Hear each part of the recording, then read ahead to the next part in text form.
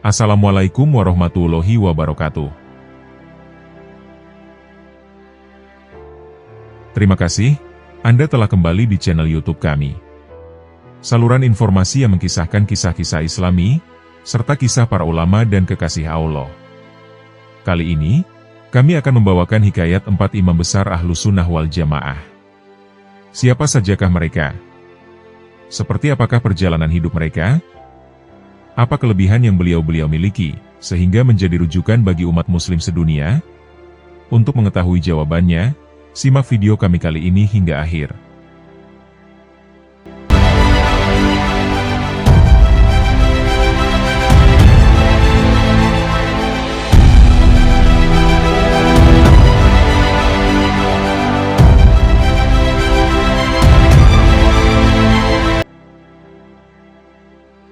Imam Malik bin Anas. Dalam sebuah kunjungan ke kota Madinah, Harun ar-Rasyid, Khalifah Bani Abbasiyah, penguasa saat itu, tertarik mengikuti ceramah Al-Muwatta, atau himpunan hadis, yang diadakan Imam Malik. Untuk hal ini, Khalifah mengutus orang memanggil sang imam.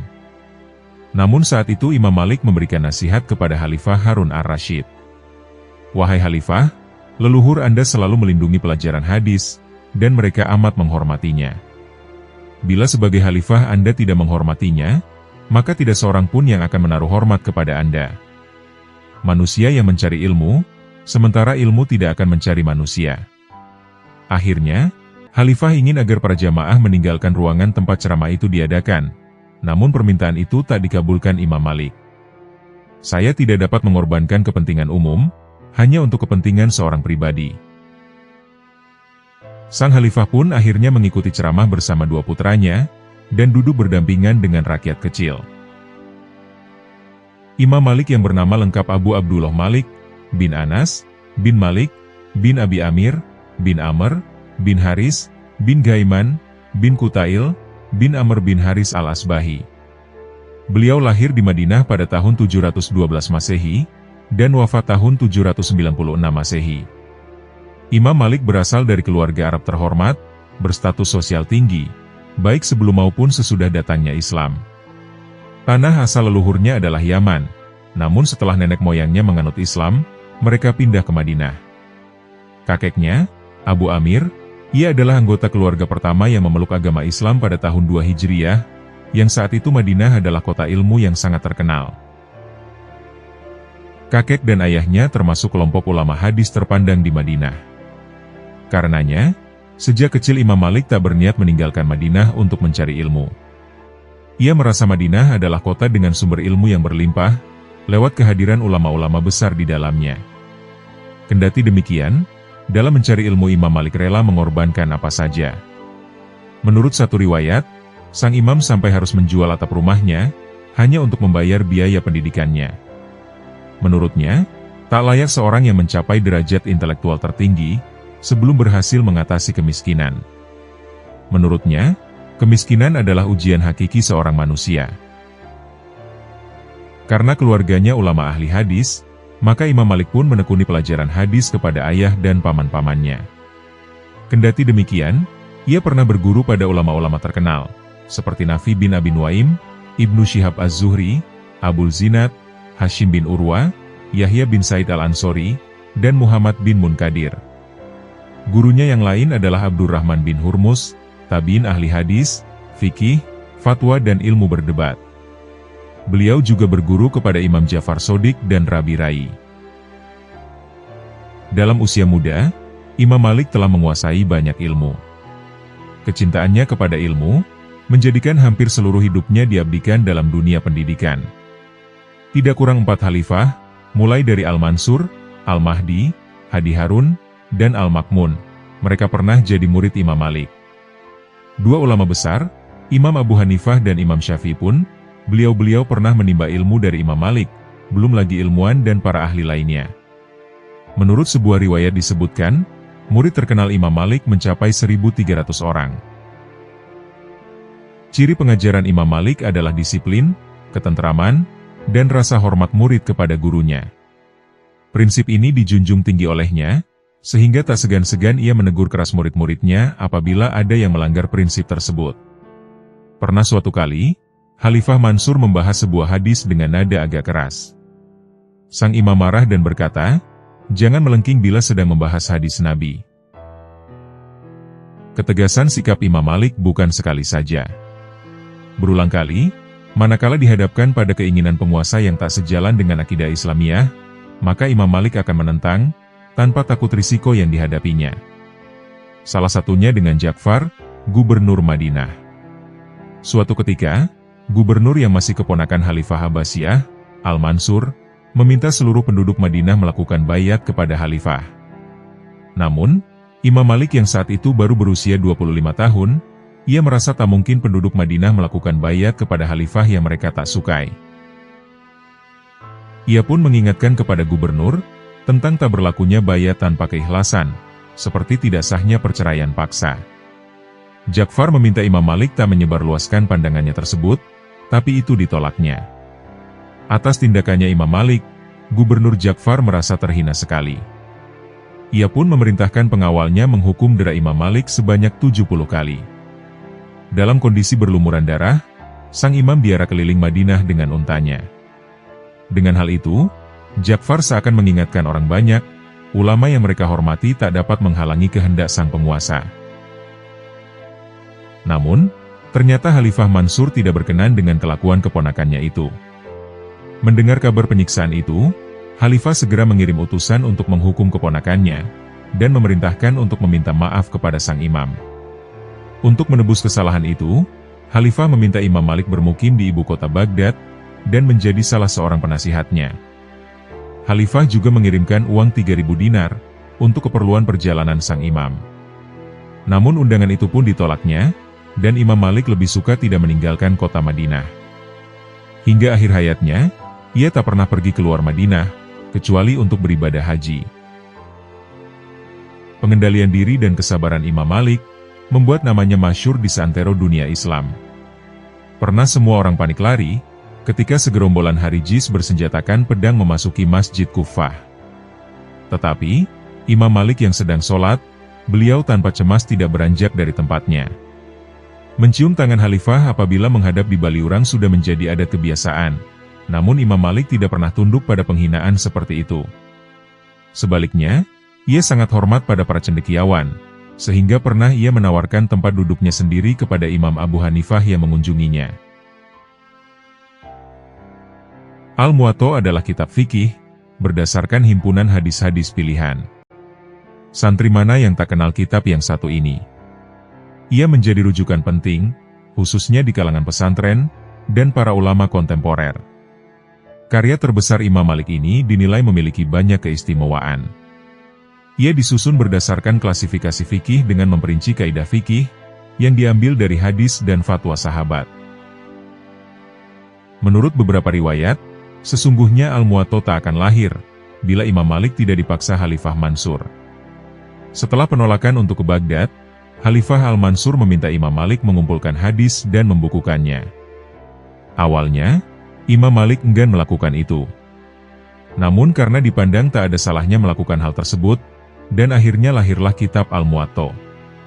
Kitab ini ditulis di masa Al-Mansur, yang menjabat pada tahun 754 hingga 775 Masehi, dan baru selesai di masa Khalifah Al-Mahdi, yang menjabat pada tahun 775 hingga 785 Masehi.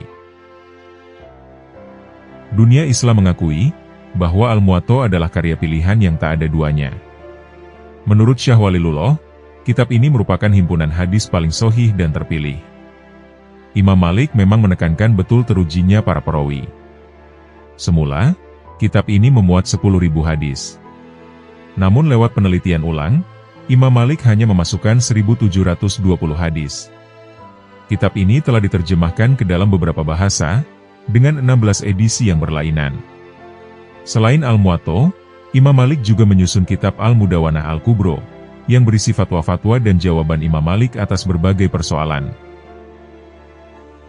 Imam Malik tak hanya meninggalkan warisan buku. Ia juga mewariskan madhab fikih di kalangan Islam Sunni, yang disebut sebagai madhab Maliki. Selain fatwa-fatwa Imam Malik dan Al-Muwatta, Kitab-kitab seperti Al-Mudawanah Al-Kubro, Bidayatul Mujtahid wa Nihayatul Muqtasyid, karya Ibnu Rushd, Matan Ar-Risalah fil Fiqh Al-Maliki, karya Abu Muhammad Abdullah bin Zaid, As Al-Madarik Syarh Irsyad Al-Masalik fi Fiqh Al-Imam Malik, karya Syihabuddin Al-Baghdadi, dan Bulgha As-Salik li Aqrab Al-Masalik, karya Syekh Ahmad As-Sawi, semua itu menjadi rujukan utama madhab Maliki. Di samping sangat konsisten memegang teguh hadis, madhab ini juga dikenal amat mengedepankan aspek kemaslahatan dalam menetapkan sebuah hukum.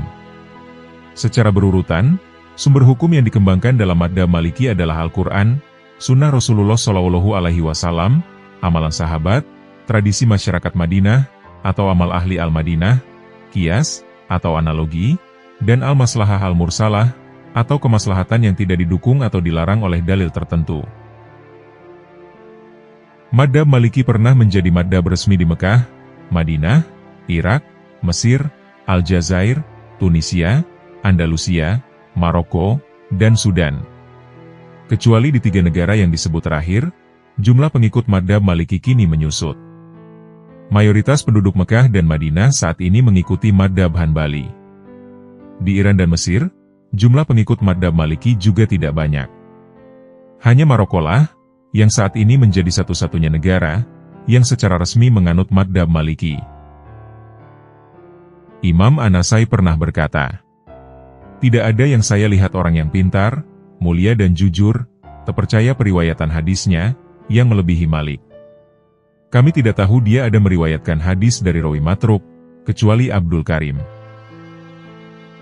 Perlu diketahui, Abdul Karim bin Abi Al-Muharrif Al-Basri, ia menetap di Makkah. Karena tidak senegeri dengan Imam Malik, keadaannya tidak banyak diketahui. Imam Malik hanya sedikit mentahrijkan hadisnya tentang keutamaan amal, atau menambah pada matan.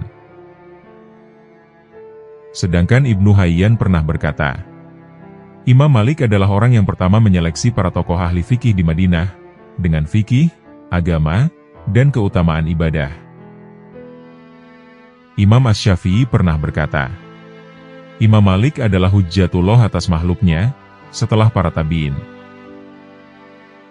Yahya bin Ma'in pernah berkata, Imam Malik adalah Amirul Mukminin dalam ilmu hadis. Ayyub bin Suwaid pernah berkata, Imam Malik adalah Imam Darul Hijrah, Imam Madinah, As-Sunnah, seorang yang sikoh, dan seorang yang dapat dipercaya. Imam Ahmad bin Hanbal pernah berkata, jika engkau melihat seseorang yang membenci Imam Malik, maka ketahuilah bahwa orang tersebut adalah ahli bid'ah. Seseorang pernah bertanya kepada Asy-Syafi'i, apakah Anda menemukan seseorang yang alim seperti Imam Malik? Maka Imam Asy-Syafi'i menjawab, aku mendengar dari orang yang lebih tua dan lebih berilmu daripada aku, mereka mengatakan kami tidak menemukan orang yang alim seperti Malik, maka bagaimana kami orang yang sekarang, yang bisa menemukan lagi seperti Malik? Al-Muwatta berarti yang disepakati, atau panduan, yang membahas tentang ilmu dan hukum-hukum agama Islam. Al-Muwatta merupakan sebuah kitab yang berisikan hadis-hadis yang dikumpulkan oleh Imam Malik, serta berisikan pendapat para sahabat dan ulama-ulama tabi'in. Kitab ini lengkap dengan berbagai problem agama, yang merangkum ilmu hadis, ilmu fikih, dan sebagainya. Semua hadis yang ditulis adalah sahih, karena Imam Malik terkenal dengan sifatnya yang tegas dalam penerimaan sebuah hadis. Beliau sangat berhati-hati ketika menapis, mengasingkan, dan membahas serta menolak riwayat yang meragukan. Dari 100.000 hadis yang dihafal beliau, hanya 10.000 saja diakui sah, dan dari 10.000 hadis itu, hanya 5.000 saja yang disahkan sahih olehnya, setelah diteliti dan dibandingkan dengan Al-Qur'an. Menurut sebuah riwayat, Imam Malik menghabiskan 40 tahun lamanya untuk mengumpul dan menapis hadis-hadis yang diterima dari guru-gurunya. Imam Asy-Syafi'i pernah berkata, tidak ada sebuah kitab di muka bumi ini setelah Al-Quran yang lebih banyak mengandungi kebenaran, selain dari kitab Al-Muwatta karangan Imam Malik. Dan inilah karangan para ulama muaqaddimin. Imam Malik jatuh sakit pada hari Ahad, beliau lalu menderita sakit selama 22 hari, dan 10 hari kemudian setelah itu beliau wafat. Sebagian meriwayatkan, bahwasanya Imam Malik wafat pada tanggal 14 Rabiul Awal, tahun 179 Hijriyah. Sahnun meriwayatkan dari Abdullah bin Nafi. Imam Malik wafat pada usia 87 tahun. Ibnu Kinanah bin Abi Zubair, putranya Yahya, dan sekretarisnya Hubaib, yang memandikan jenazah Imam Malik. Diketahui, Imam Malik kemudian dimakamkan di pemakaman Baqi.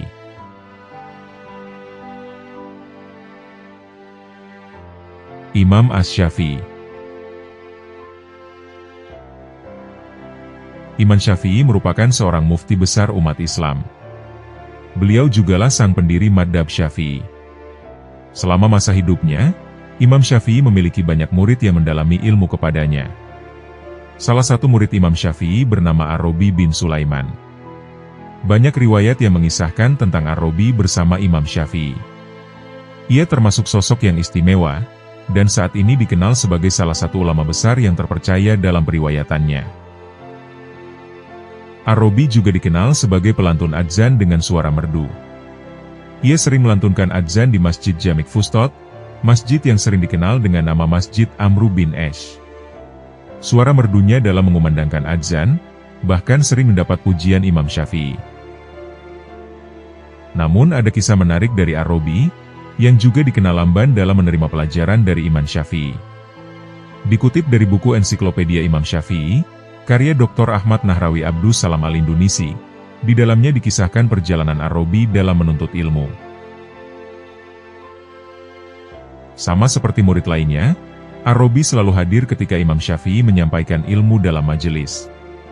Namun, Ar-Rabi selalu gagal dalam memahami ilmu yang disampaikan Imam Syafi'i. Dengan sabar, Imam Syafi'i mengulang kembali pelajaran yang telah disampaikan. Setelah menerangkan pelajaran, Imam Syafi'i bertanya kepada muridnya itu, "Wahai Ar-Rabi, sudah pahamkah engkau?" Lantas jawablah oleh Ar-Rabi, "Saya belum faham wahai Syekh." Dengan kesabarannya, Imam Syafi'i mengulang lagi pelajarannya, dan menanyakan hal yang sama. "Wahai Ar-Rabi, sudah pahamkah engkau?" Namun berulang kali Ar-Rabi masih mengatakan belum faham juga. Dalam kitab Manaqib Imam Syafi'i, yang ditulis oleh Imam Baihaqi, disebutkan bahwa Imam Syafi'i sampai harus menerangkan hingga 39 kali, namun tidak juga dipahami oleh Ar-Rabi.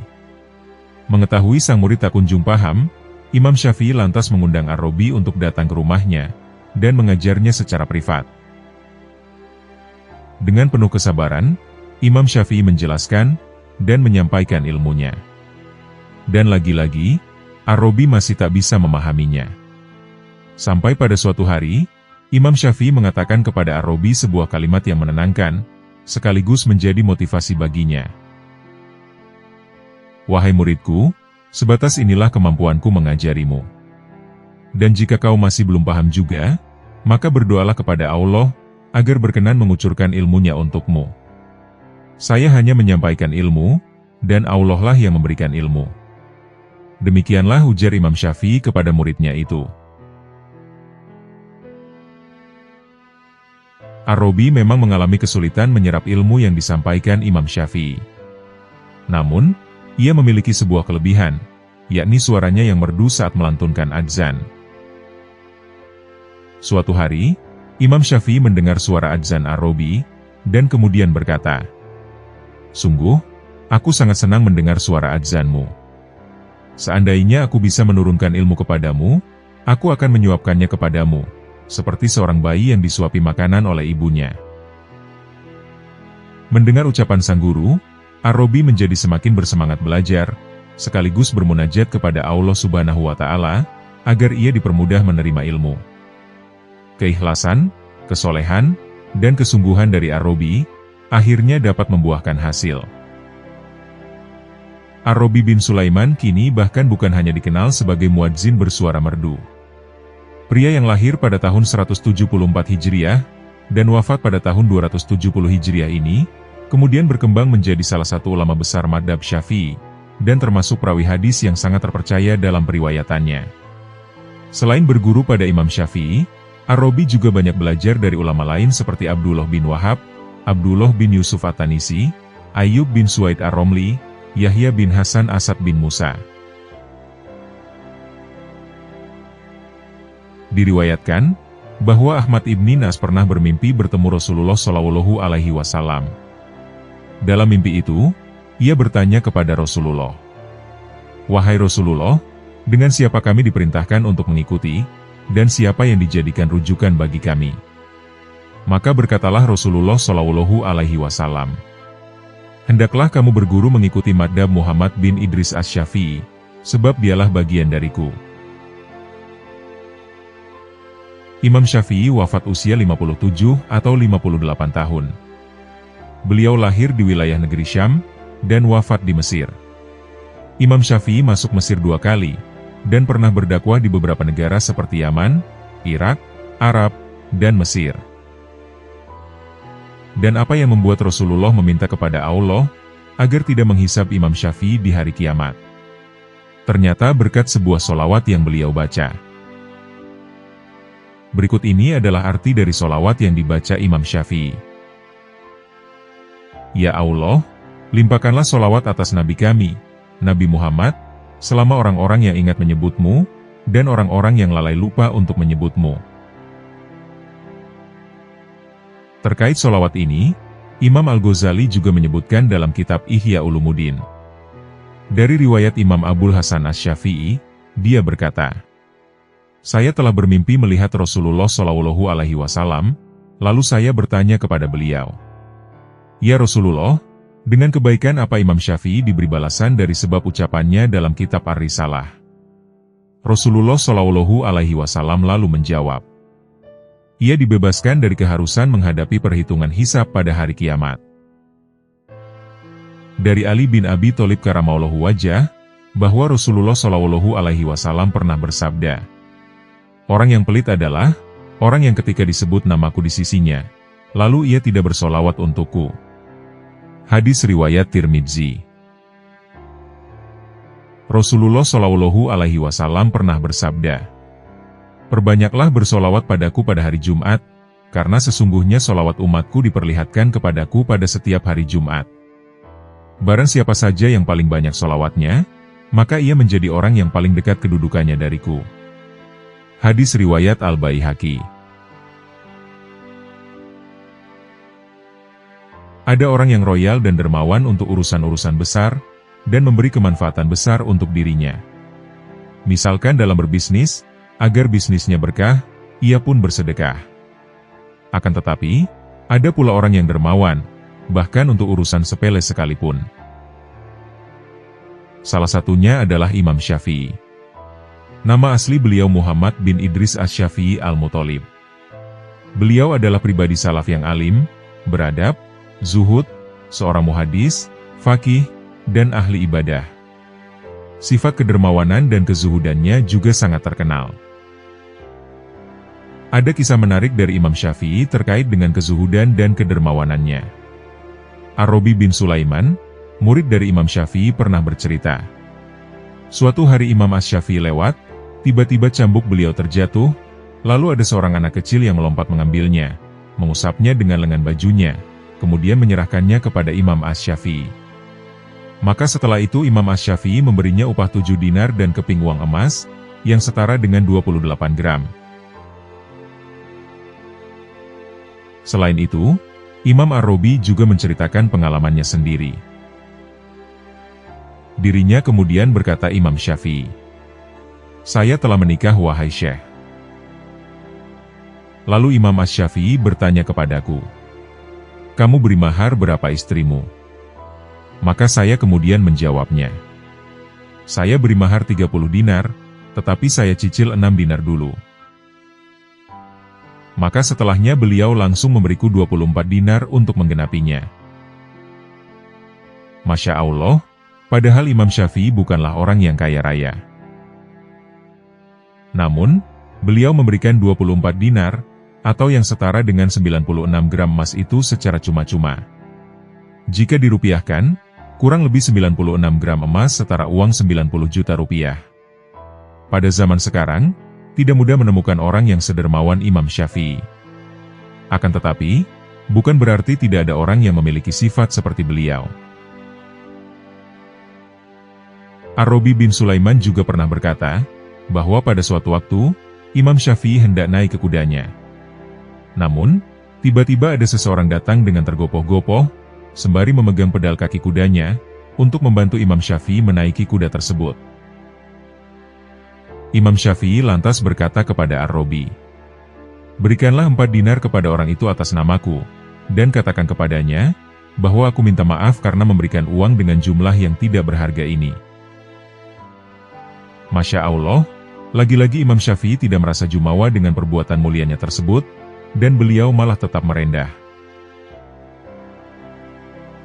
Ada lagi kisah menarik dari Imam Syafi'i ini, yakni ketika beliau menunaikan ibadah haji. Abdullah bin Zubair Humaidi pernah berkata, pada suatu ketika, Imam Syafi'i pergi untuk menunaikan ibadah haji. Ketika itu, Imam Syafi'i membawa uang sebanyak 10.000 dinar. Beliau kemudian mendirikan sebuah kemah di luar kota Makkah Mukarramah. Setelah menunaikan sholat subuh, beliau menuangkan seluruh uang dinar tersebut di atas kain yang dihamparkan di dalam kemah itu. Kemudian beliau memberikan masing-masing 1 genggam uang kepada setiap orang Makkah yang datang mengunjunginya. Demikianlah, dan akhirnya uang tersebut beliau habiskan, bahkan sebelum datang waktu sholat zuhur. Betapa kemuliaan Imam Syafi'i begitu besar, namun beliau senantiasa mengerjakan amal soleh. Sudah seharusnya kita meneladani perbuatan baik yang telah Imam Syafi'i contohkan dalam kisah tadi. Al-Kisah, Gubernur Yaman, Al-Malik, ia mengundang Imam Syafi'i untuk tinggal di rumahnya, ketika sang imam tiba di Yaman. Akan tetapi, Imam Syafi'i merasa tidak nyaman, jika tinggal di kediaman gubernur yang mewah dan indah. Ia sebenarnya ingin sekali pergi dari sana. Sebaliknya, gubernur itu pun ingin Imam Syafi'i tetap tinggal bersamanya. "Wahai Imam Syafi'i, aku yang mengajakmu datang ke Yaman. Karena itu, aku bertanggung jawab untuk melindungi keselamatanmu, menjaga makan dan minummu, serta menjamin kesehatanmu. Karena itu, tetaplah tinggal di rumah ini, dan saya tidak akan meminta balasan apapun darimu." Bujuk Gubernur Yaman kepada Imam Syafi'i. "Wahai Tuan Gubernur, saya tertarik untuk datang ke Yaman karena negeri ini kaya akan peninggalan sejarah. Di sini pernah ada kerajaan Saba, Madain, Hirroh, dan Ghazan. Di negeri ini juga awal mula kisah percintaan antara Ratu Balkis dengan Nabi Sulaiman. Oleh sebab itu, saya mohon izin untuk melihat tempat-tempat bersejarah itu," kata Imam Syafi'i menjelaskan. Akhirnya, Gubernur Yaman menyetujui permintaannya. Imam Syafi'i menggunakan kesempatan itu untuk mengunjungi tempat-tempat bersejarah yang ada di Yaman. Tak lupa, beliau juga mempelajari sejarah Yaman. "Wahai Imam Syafi'i, aku akan menjodohkanmu dengan seorang gadis yang baik, dari keturunan yang baik. Aku berharap kamu tidak menolak pilihanku ini," tawar sang Gubernur Yaman. "Bolehkah saya tahu siapa perempuan yang Anda maksud?" tanya Imam Syafi'i kepada sang gubernur. "Namanya Hamidah binti Uyainah bin Amru bin Utsman bin Affan. Ia masih merupakan keturunan dari Khalifah Utsman bin Affan," jawab Gubernur Al-Malik. Tidak lama kemudian, Imam Syafi'i menikah dengan Hamidah. Mereka kemudian tinggal di rumah sendiri, di Sona'a. Dalam pernikahannya, mereka kemudian dikaruniai 3 orang anak, yaitu Abu Utsman Muhammad, Fatimah, dan Zainab. Mereka juga mempunyai seorang pembantu perempuan berkulit hitam. "Wahai Imam Syafi'i, wilayah Najran memerlukan seorang hakim. Menurut pendapatku, kamulah yang paling layak memegang jabatan itu. Karena itu, terimalah tawaranku ini," kata Gubernur Yaman pada suatu hari. Atas permintaan Gubernur Yaman, Imam Syafi'i membawa keluarganya pindah ke Najran. Ia kemudian dilantik menjadi hakim di wilayah tersebut. Imam Syafi'i lahir di Syam pada bulan Rajab tahun 150 Hijriah. Ada yang mengatakan ia dilahirkan bertepatan pada saat Imam Abu Hanifah meninggal dunia. Imam Syafi'i lahir pada masa kekhalifahan Abu Ja'far Al-Mansur dari Bani Abbasiyah. Imam Syafi'i dibesarkan dalam keadaan serba kekurangan. Sejak kecil, ia sudah mempelajari Al-Quran, dan bahkan mampu menghafalnya. Pada usia 10 tahun, Imam Syafi'i sudah memahami dan menghafal kitab Al-Muwatta, yang dikarang oleh Imam Malik. Ia juga mempunyai suara yang merdu, pandai bersyair dan bersajak. Ketika berusia 15 tahun, ia telah memberi fatwa dan mengajar orang-orang di Masjidil Haram. Masyarakat memujinya, karena kegigihan dan kepandaiannya yang luar biasa. Imam Syafi'i meninggal di Mesir pada tahun 204 Hijriah, ketika beliau berumur 54 tahun. Siapa yang tidak kenal dengan Imam Syafi'i radhiyallahu anhu? Beliau adalah seorang sarjana Islam independen terkemuka, menguasai multidisiplin keilmuan Islam, dan terhitung sebagai mujtahid mutlak. Sebuah pencapaian intelektual yang sulit dicapai, apalagi zaman sekarang. Tapi, bagaimana mungkin ulama legendaris itu pernah gemetar saat ditanya sebuah dalil? Dalam diskursus ushul fikih secara global, dalil syariat terbagi menjadi dua.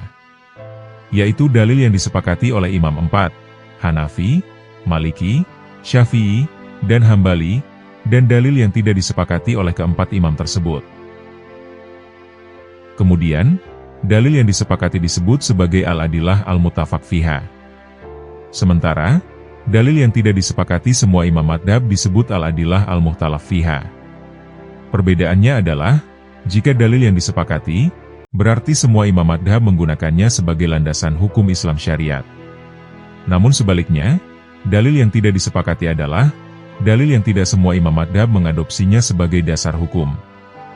Salah satu dalil yang disepakati itu adalah ijma, atau konsensus para ulama. Posisi ijma sendiri berada pada urutan ketiga setelah Al-Quran dan hadis. Terdapat sebuah kisah dari Imam Syafi'i, yang berkaitan dengan dasar hukum Islam ketiga itu, atau ijma. Lantas, mengapa para ulama menggunakan ijma sebagai dasar hukum? Penjelasannya ada firman Allah berikut ini. Dan barang siapa yang menentang Rasul, yang sesudah jelas kebenaran baginya, dan mengikuti jalan yang bukan jalan orang-orang mukmin, kami biarkan ia leluasa terhadap kesesatan yang telah dikuasainya itu, dan kami masukkan ia ke dalam jahanam. Dan jahanam itu seburuk-buruk tempat kembali. Quran Surat An-Nisa, ayat 115. Ayat tadi menegaskan, bahwa orang yang tidak mengikuti jalan orang-orang mukmin, akan mendapat ancaman neraka jahanam. Atas dasar inilah, orang yang tidak setia pada konsensus para ulama atau ijma, berarti termasuk dalam ancaman itu. Terdapat kisah Imam Syafi'i yang ditanyai oleh seorang kakek misterius, terkait dasar penggunaan ijma sebagai salah satu landasan hukum Islam. Dikisahkan, pada suatu hari, waktu antara zuhur dan asar, Imam Syafi'i tengah bersandar di sebuah tiang. Riwayat lain mengatakan bukan tiang. Tiba-tiba, datanglah seorang kakek misterius dengan mengenakan jubah, imamah, dan sarung. Semua yang dikenakan kakek itu terbuat dari suf atau bulu domba. Tangannya memegang sebuah tongkat. Tampak sekali kewibawaannya. Imam Syafi'i yang melihat kehadirannya, segera berdiri untuk merapikan pakaian, lalu duduk kembali. Kakek itu lalu mengucapkan salam dan turut duduk. Betapa Imam Syafi'i melihat kakek itu penuh dengan kewibawaan. Sang kakek lalu berkata, "Saya ingin mengajukan sebuah pertanyaan." "Silakan, apa pertanyaan Anda?" jawab Imam Asy-Syafi'i. "Apa dasar dari agama Allah?" tanya sang kakek. "Dasarnya adalah Al-Quran," jawab Imam Asy-Syafi'i. "Lalu apa lagi?" tanya sang kakek. "Sunnah Rasulullah Shallallahu Alaihi Wasallam," jawab Imam Asy-Syafi'i. "Lalu apa lagi?" tanya sang kakek. "Konsensus atau ijma para ulama," jawab Imam Asy-Syafi'i. "Apa landasan-landasan Anda mengatakan konsensus para ulama?" desak sang kakek lagi. "Landasannya terdapat dalam Al-Quran," jawab Imam Asy-Syafi'i. Jika ada dalam Al-Quran, lalu ayat manakah yang menerangkannya? Lanjut sang kakek mendesak lagi. Kali ini Imam Syafi'i tidak langsung menjawab. Beliau sempat berpikir sejenak, namun Imam Syafi'i masih belum juga bisa menjawabnya. Menyadari demikian, sang kakek memberinya jeda waktu 3 hari untuk Imam Syafi'i, guna mencarikan jawabannya. Saya beri waktu 3 hari 3 malam. Jika engkau menemukan ayat dari Al-Quran itu, engkau berarti benar. Jika tidak, maka bertaubatlah. Tegas sang kakek dengan nada tegas. Wajah Imam Syafi'i tampak pucat pasi. Ia lalu pergi, dan tidak terlihat selama 3 hari 3 malam, karena beliau sedang berusaha dan mencari petunjuk kepada Allah. Tak terasa sudah 3 hari telah berlalu. Artinya, waktu Imam Syafi'i telah habis. Di waktu antara zuhur dan asar, Imam Syafi'i kemudian kembali ke tempat pertemuannya dengan sang kakek 3 hari yang lalu. Dalam waktu 3 hari itu, tentu Imam Syafi'i berusaha keras, dan berdoa dengan sungguh-sungguh kepada Allah. Terbukti, wajah, kedua tangan, dan kedua kaki Imam Syafi'i nampak terlihat membengkak. Badannya pun terlihat kurang sehat. Imam Syafi'i kemudian duduk di tempat biasa, dengan gerakan yang lamban. Sang kakek kemudian datang, mengucap salam, lalu duduk seperti pada pertemuan pertama. Silakan, berikan jawabanmu. Ucap sang kakek memulai. Baiklah, aku akan menjawabnya. Ucap Imam Asy-Syafi'i. Kemudian dilanjut beliau dengan membaca ayat Al-Quran berikut ini.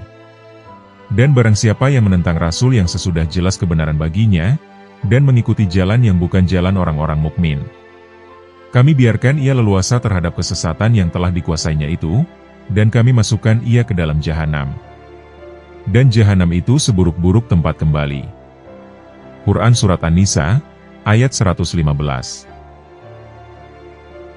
Jawabanmu sungguh tepat sekali. Timpal sang kakek dengan nampak tersenyum. Kakek itu pun berdiri, dan kemudian pergi.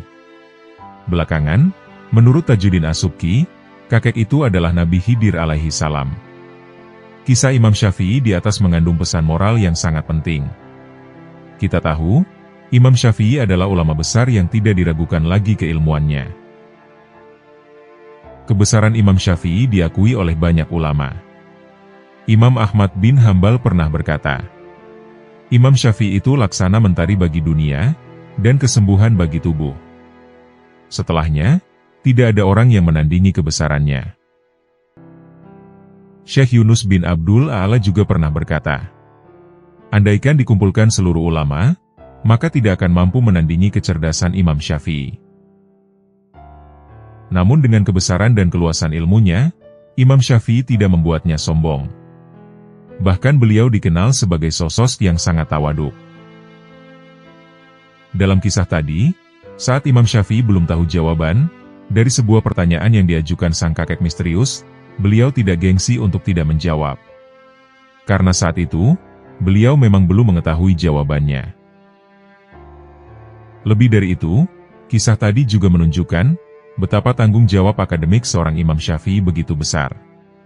Dilihat dari kondisi fisiknya yang tidak baik-baik saja, setelah selama 3 hari 3 malam beliau mencari jawaban, membuktikan bahwa Imam Syafi'i sangat bersungguh-sungguh, baik zahir maupun batin, dalam berusaha mendapatkan jawaban yang tepat. Pada hari ini, saat banyak orang mengaku sebagai ulama, dengan kapasitas keilmuan dan moral jauh dari cukup, kisah Imam Syafi'i menjadi bahan introspeksi. Imam Syafi'i saja tidak terburu-buru menjawab atas apa yang belum diketahuinya. Akan tetapi pada zaman sekarang, masih ada saja orang dengan kapasitas ilmu di bawah standar, dengan lantang mengaku ulama, dan dengan jumawa mengaku ia yang paling benar. Suatu hari, Imam Syafi'i yang saat itu berada di Mesir, memanggil seorang muridnya yang bernama Ar-Rabi bin Sulaiman. Diketahui, Ar-Rabi ini terkenal sebagai periwayat karya-karya Imam Syafi'i.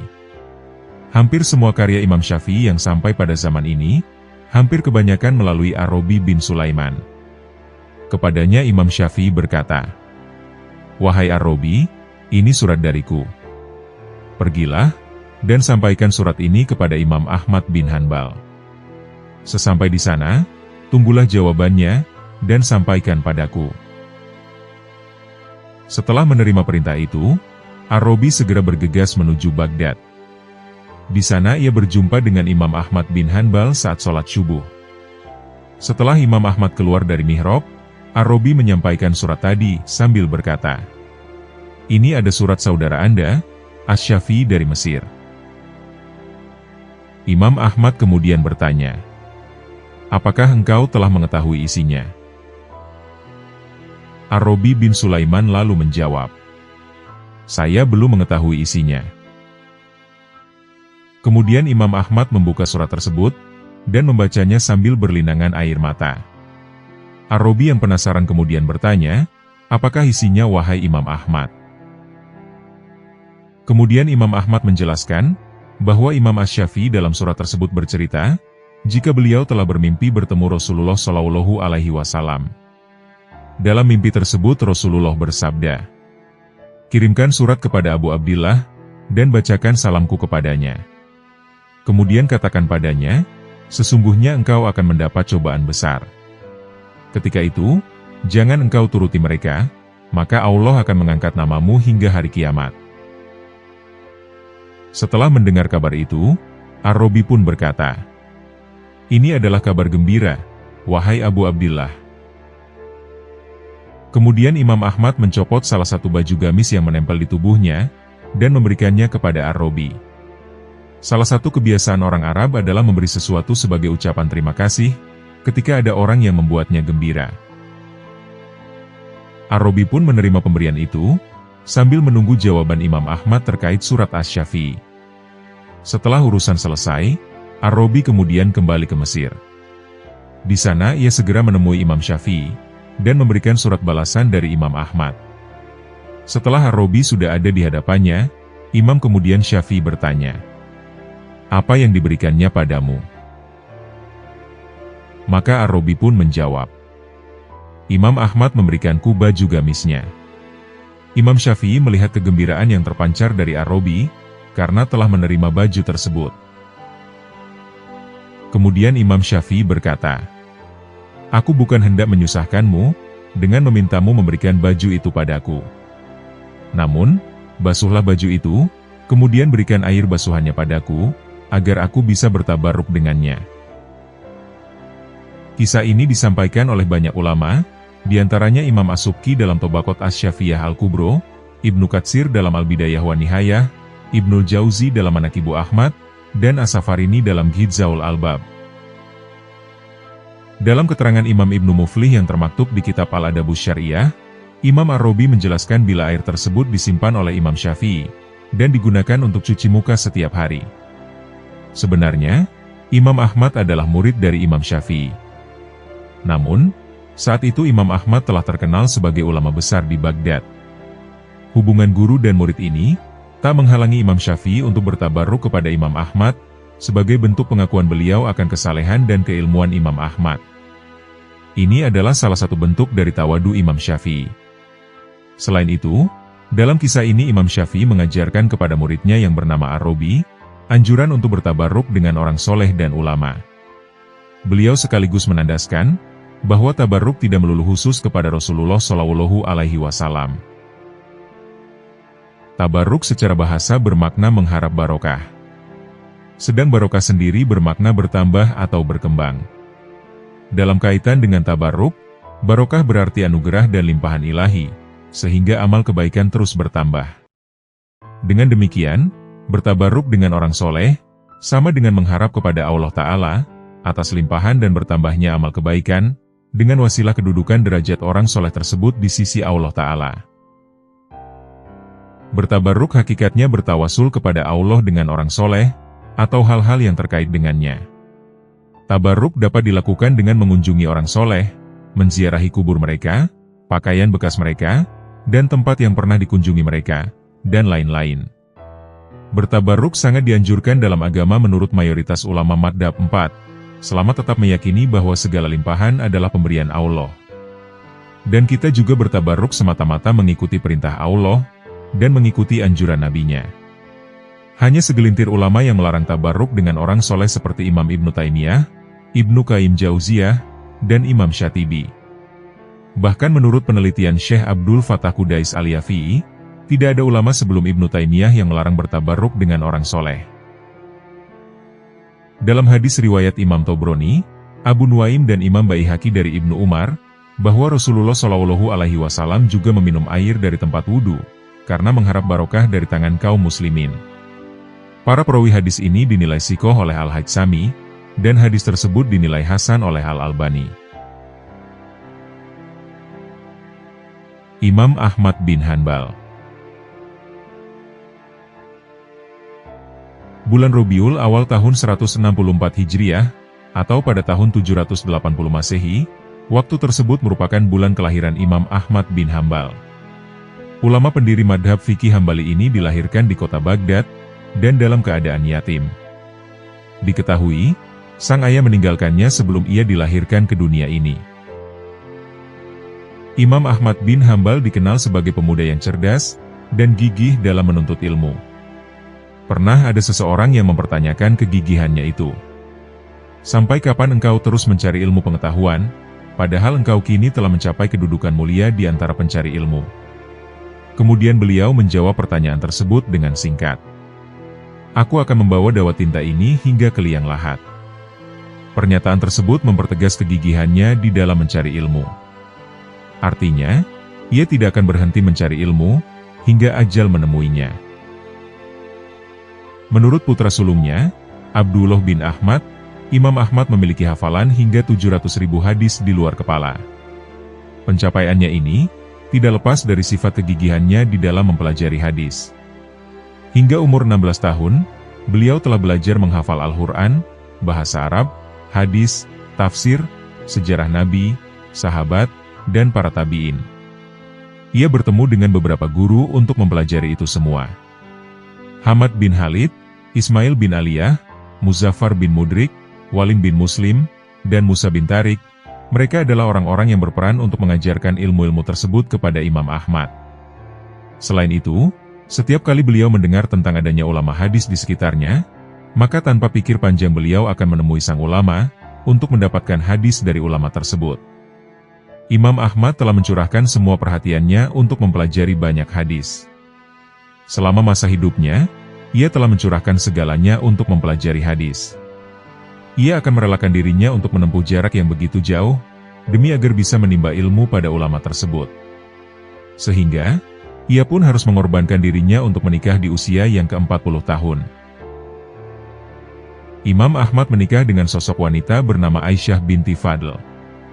Setelah Aisyah meninggal, ia menikah dengan Raihanah, namun di kemudian hari Imam Ahmad kembali ditinggalkan istrinya, untuk menghadap kepada Yang Maha Kuasa. Sepeninggal Raihanah, Imam Ahmad memutuskan untuk menikah kembali dengan Husinah. Walaupun kehidupannya dalam keadaan susah, namun ia tetap meneguhkan dirinya dalam ilmu hadis. Imam Ahmad tidak hanya tekun di dalam menuntut ilmu, tetapi ia juga tidak pernah lupa untuk beribadah, dan mendermakan apa yang ia miliki. Imam Ibrahim bin Hani, salah satu sahabat Imam Ahmad, yang juga menjadi ulama terkenal, beliau menjadi saksi dari kezuhudan Imam Ahmad. Hampir setiap hari ia lebih banyak sholat malam dan witir, hingga subuh tiba.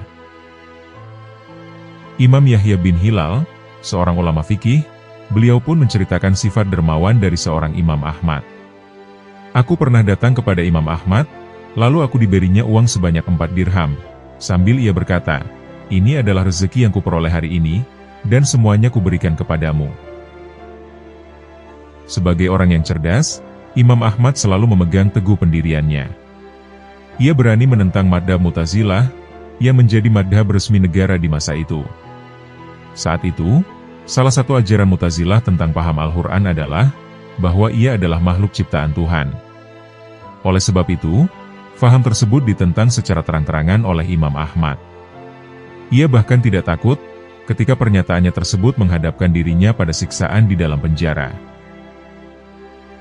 Sosok Imam Ahmad yang begitu tekun, memiliki pendirian, tidak kenal takut, dermawan, dan seorang yang sangat rajin dalam beribadah.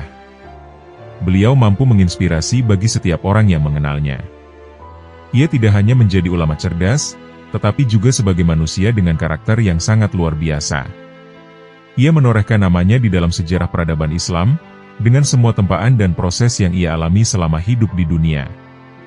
Hidup yang ia curahkan kepada ilmu hadis, tidak pernah digoyahkan oleh segala kegundahan dan cobaan, yang telah Allah Ta'ala berikan kepadanya.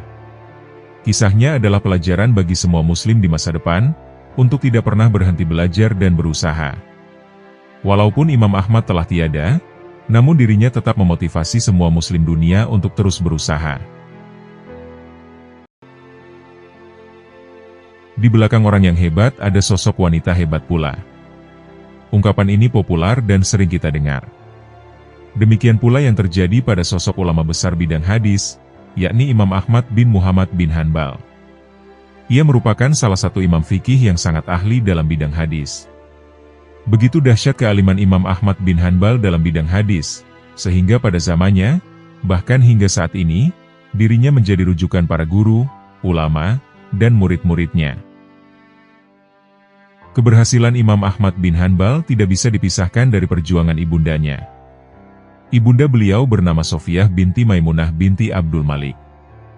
Sofiyah adalah sosok perempuan yang cerdas, tegar, dan tidak pernah mengeluh. Terbukti saat ia berhasil membesarkan Imam Ahmad bin Hanbal seorang diri, setelah suaminya wafat saat Imam Ahmad berusia 3 tahun. Meski begitu, ia tidak menikah lagi, dan mendedikasikan hidupnya untuk mengasuh dan mendidik anaknya.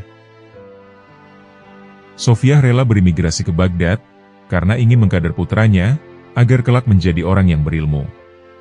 Ia sengaja membesarkan putranya di kota Baghdad, sehingga sang putra menjadi dekat dengan para ulama. Dan karena saat itu, kota Baghdad menjadi pusat cahaya ilmu dan pengetahuan. Sofiyah merawat Imam Ahmad dengan baik. Ia menitipkan anaknya kepada seorang guru Al-Quran, untuk mengajarinya bacaan Al-Quran. Tanda-tanda kecerdasannya itu mulai terbukti. Saat Imam Ahmad kecil, ia mampu menyelesaikan hafalan Al-Quran di usianya yang masih belia. Ibundakulah yang telah menuntun diriku, hingga aku hafal Al-Quran ketika masih berusia 10 tahun. Ia selalu membangunkan aku jauh lebih awal, sebelum waktu sholat subuh tiba, dan memanaskan air untukku, karena cuaca di Baghdad sangat dingin. Lalu ia memakaikan baju, dan kami pun menunaikan sholat semampu kami. Ucap Imam Ahmad bin Hanbal menceritakan kehidupan kecilnya. Usai menunaikan sholat malam, Sofiyah pergi ke masjid dengan mengenakan cadar, untuk menunaikan sholat subuh bersama sang putra. Hal ini ia lakukan semenjak Imam Ahmad berusia 10 tahun. Ketegaran dan ketakwaan Sofiyah telah mendarah daging kepada putranya, Imam Ahmad bin Hanbal. Sebuah kebiasaan-kebiasaan mulia yang dilakukan Sofiyah kepada putranya tidaklah mudah. Terlebih, ia melakukannya hanya seorang diri. Ia benar-benar mengamalkan nasihat agama, bahwa ibu adalah madrasah utama bagi anak-anaknya. Ketika Sofiyah merasa telah cukup mengajarkan ilmu dan adab kepada putranya, ia pun berpesan kepada Imam Ahmad supaya melanjutkan pencarian ilmunya. Ketika Imam Ahmad bin Hanbal hendak berangkat merantau, sambil mengemas barang-barang bawaan, Sofiyah berkata kepada putranya itu, "Wahai anakku, pergilah untuk menuntut ilmu hadis, karena hal itu adalah salah satu bentuk hijrah di jalan Allah. Sesungguhnya, jika Allah dititipi sesuatu, Dia akan selalu menjaga titipan tersebut. Jadi, aku titipkan dirimu kepada Allah, yang tidak akan membiarkan setiap titipan terlantar begitu saja."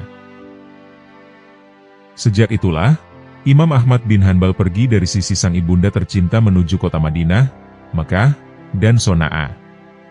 Dan akhirnya, saat telah berhasil dan pulang ke kampung halaman, ia kemudian menyandang gelar imam, dan ia dikenal sampai sekarang sebagai imam dalam bidang hadis dan fikih.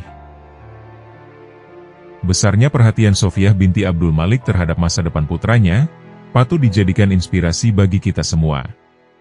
Betapa menjadi single parent yang serba kekurangan, tidak lantas membuatnya berkecil hati, untuk mengupayakan anaknya menjadi seorang yang ahli ilmu.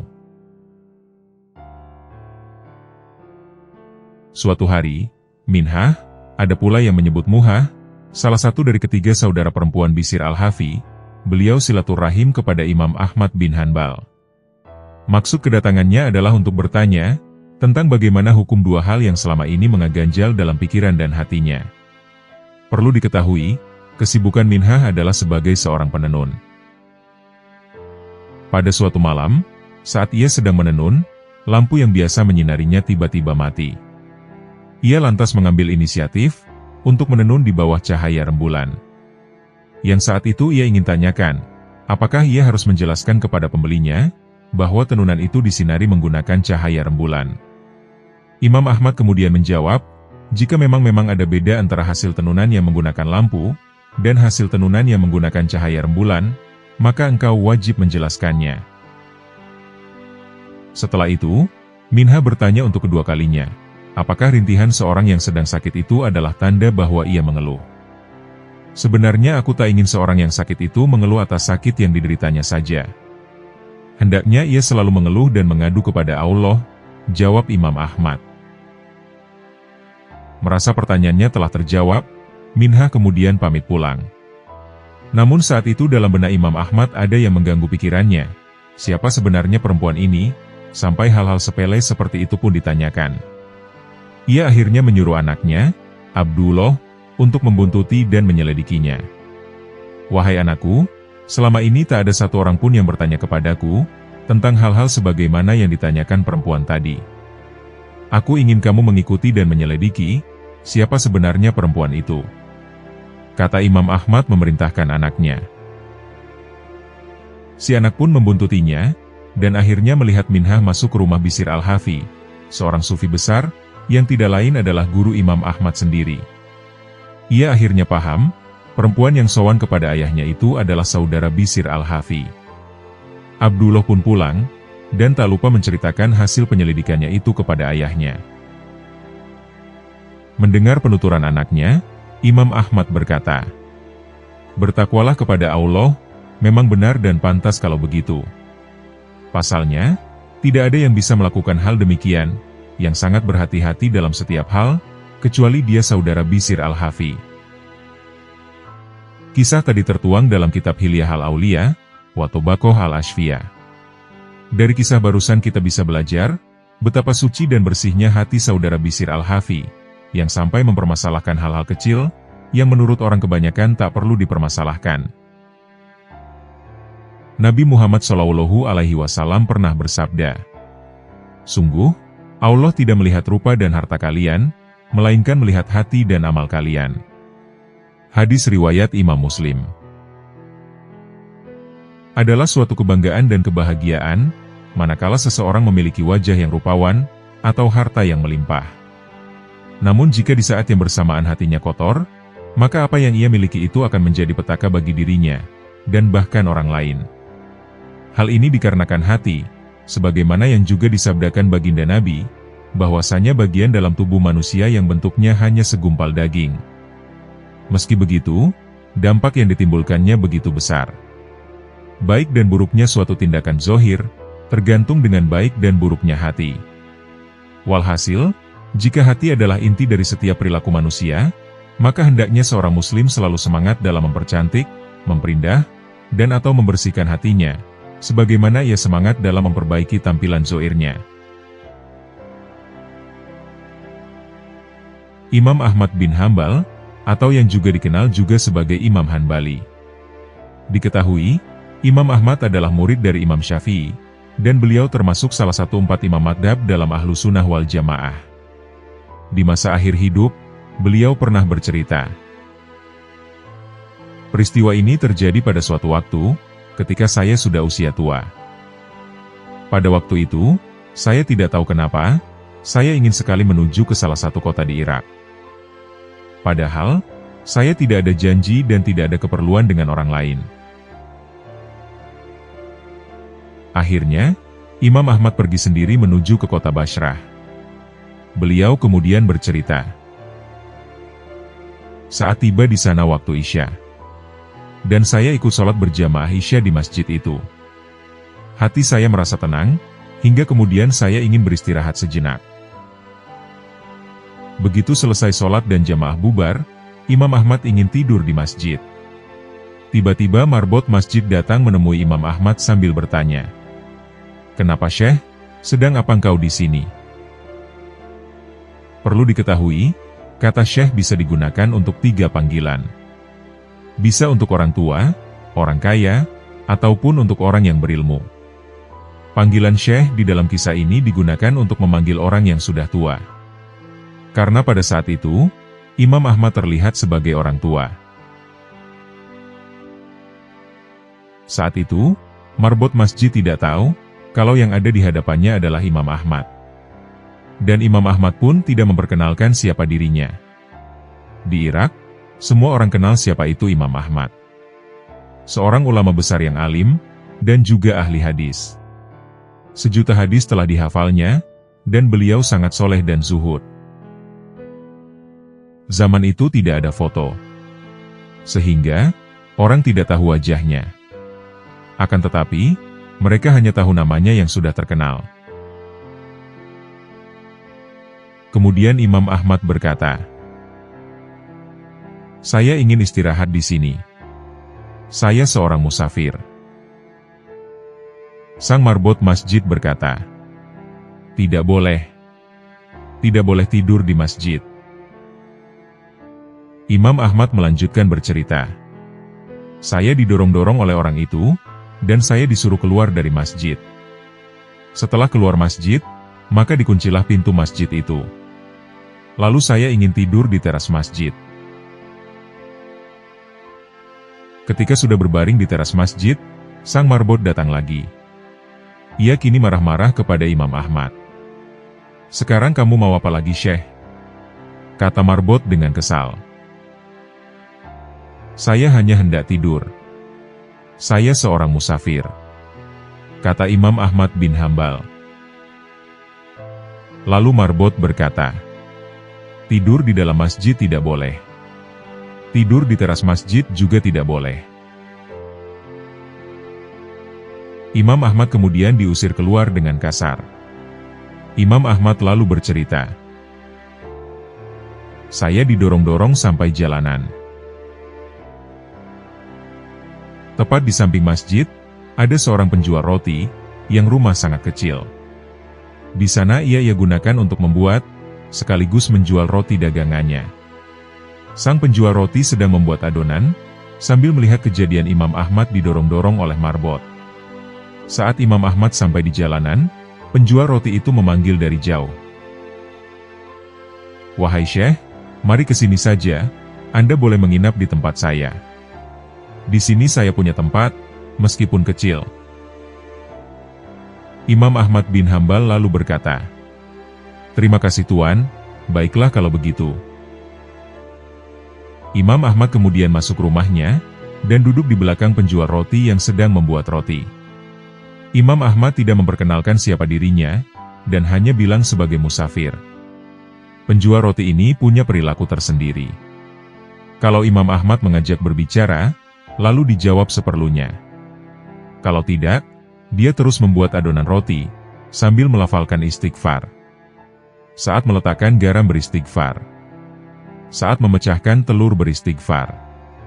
Saat mencampur gandum beristighfar. Selalu mengucap istighfar. Imam Ahmad memperhatikan terus-menerus, lalu bertanya-bertanya, "Sudah berapa lama kamu lakukan ini?" Orang penjual roti itu lalu menjawab, "Sudah lama sekali Syekh. Saya menjual roti sudah 30 tahun. Jadi, semenjak itu saya lakukan." Imam Ahmad kembali bertanya, "Apa hasil dari perbuatanmu ini?" Dan orang itu menjawab, "Lantaran wasilah istighfar ini, tidak ada hajat yang saya minta, kecuali pasti dikabulkan oleh Allah. Semua yang saya minta langsung dikabulkan." Hal tersebut sesuai sebagaimana dengan sabda Nabi, bahwa barang siapa yang menjaga istighfar, maka Allah akan menjadikan jalan keluar baginya dari semua masalah. Dan Allah akan berikan rizki dari jalan yang tidak disangka-sangkanya. Lalu orang itu melanjutkan perkataannya, "Semua telah dikabulkan Allah, namun masih ada satu yang belum Allah kabulkan." Imam Ahmad yang penasaran kemudian bertanya, Doa apakah itu? Si penjual roti lalu menjawab, saya minta kepada Allah, supaya saya dipertemukan dengan Imam Ahmad. Seketika itu juga Imam Ahmad bertakbir, Allahu Akbar, Allah telah menunjukkan kebesarannya. Allah telah mendatangkan saya jauh-jauh dari Baghdad, untuk pergi ke Basrah. Dan bahkan sampai didorong-dorong oleh marbot masjid itu sampai ke jalanan. Dan itu semua karena istighfarmu. Maka sang penjual roti terperanjat, dan segera memuji Allah. Ternyata, orang yang dihadapannya adalah Imam Ahmad bin Hambal. Subhanallah. Banyak kisah dalam kehidupan imam besar, yang layak kita ambil pelajaran di dalamnya. Kisah berikut disadur dari kitab At-Tawabin, karya Muwafaquddin Abu Muhammad. Dikisahkan, dahulu Imam Ahmad bin Hanbal hidup bertetangga dengan seorang laki-laki, yang kehidupan sehari-harinya diisi dengan melakukan perbuatan maksiat. Namun pada suatu hari, ada yang berbeda dengan tetangganya ini. Tetangga Imam Ahmad bin Hanbal ini tiba-tiba ikut menghadiri majelis ilmunya Imam Ahmad bin Hanbal. Ini di luar kebiasaan dari tetangga Imam Ahmad, yang dia diketahui dan terkenal sebagai ahli maksiat. Ucapan salam sang tetangga kepada Imam Ahmad bin Hanbal, membuka perjumpaan keduanya dalam majelis ilmu itu.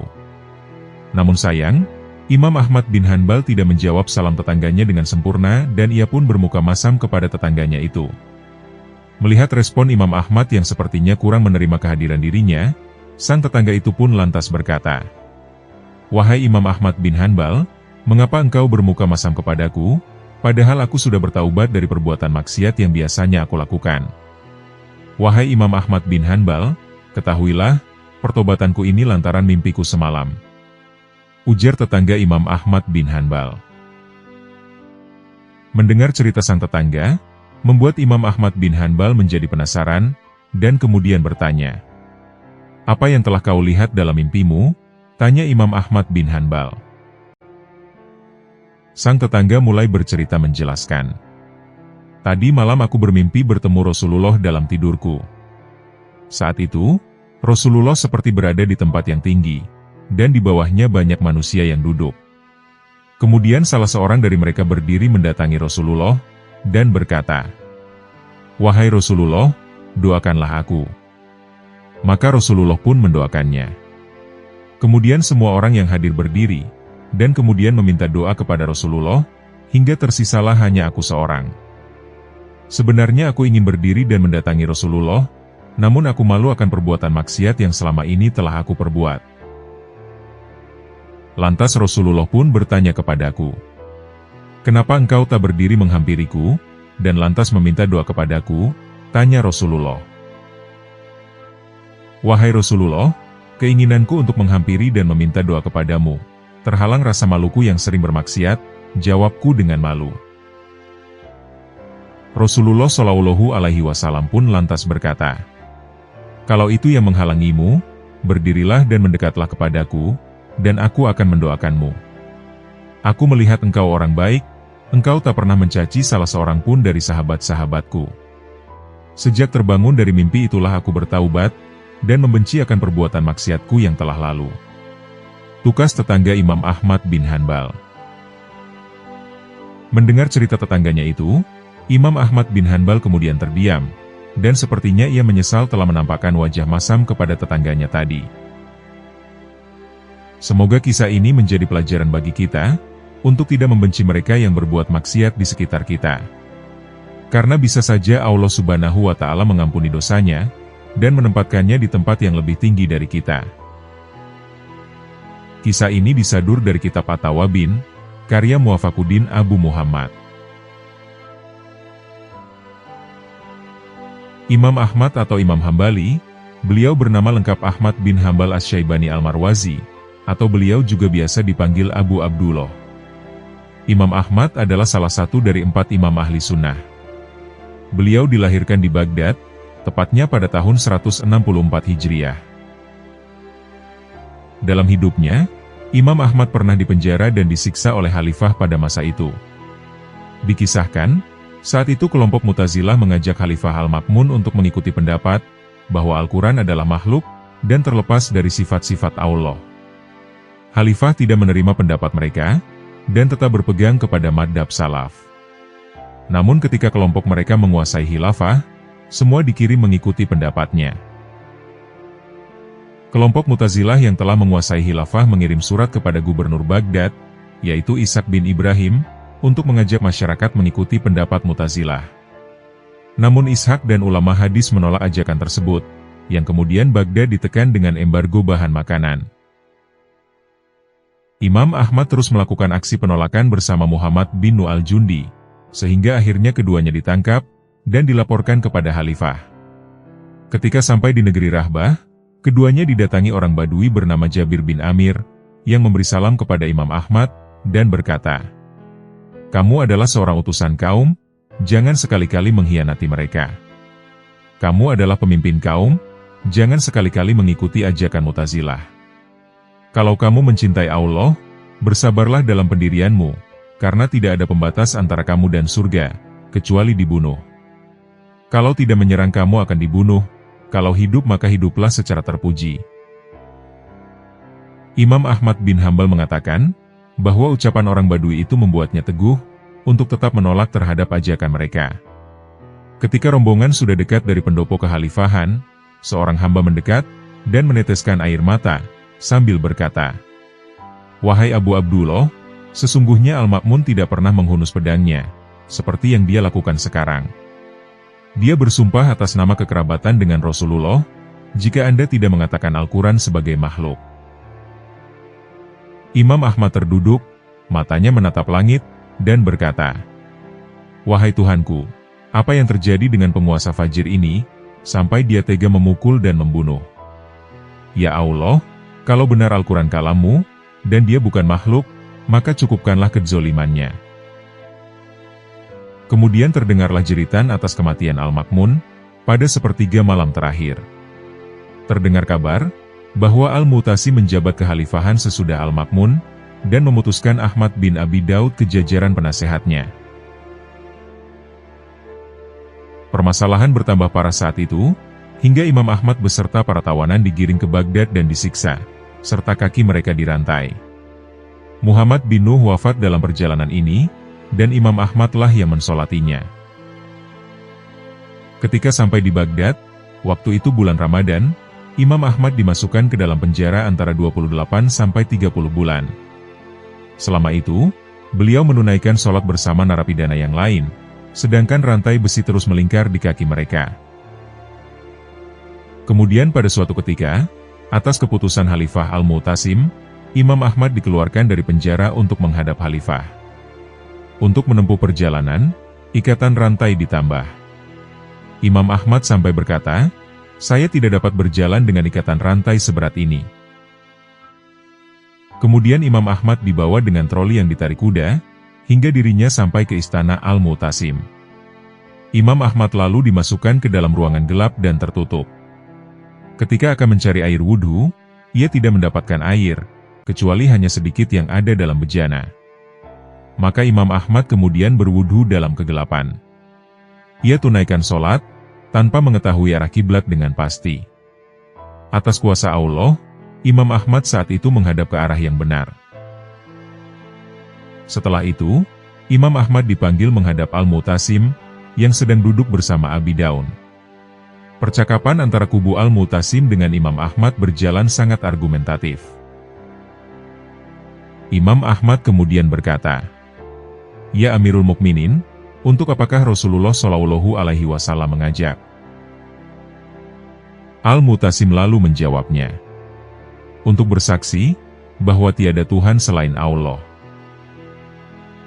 Imam Ahmad kemudian berkata, "Saya pun bersaksi, bahwa tidak ada Tuhan selain Allah."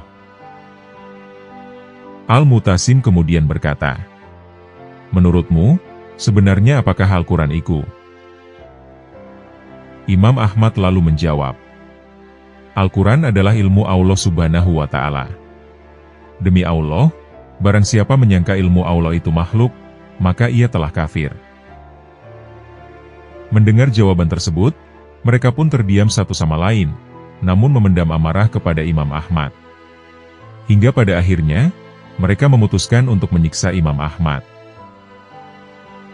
Imam Ahmad kemudian berkata, "Wahai Amirul Mukminin, sesungguhnya Rasulullah bersabda, bahwa tidak halal darah seorang Muslim, yang ia bersaksi tidak ada Tuhan selain Allah. Saya diperintahkan untuk memerangi manusia, sehingga mengucapkan tidak ada Tuhan selain Allah. Kalau mengucapkannya, maka haramlah bagiku darah dan hartanya," kata Imam Ahmad bin Hambal.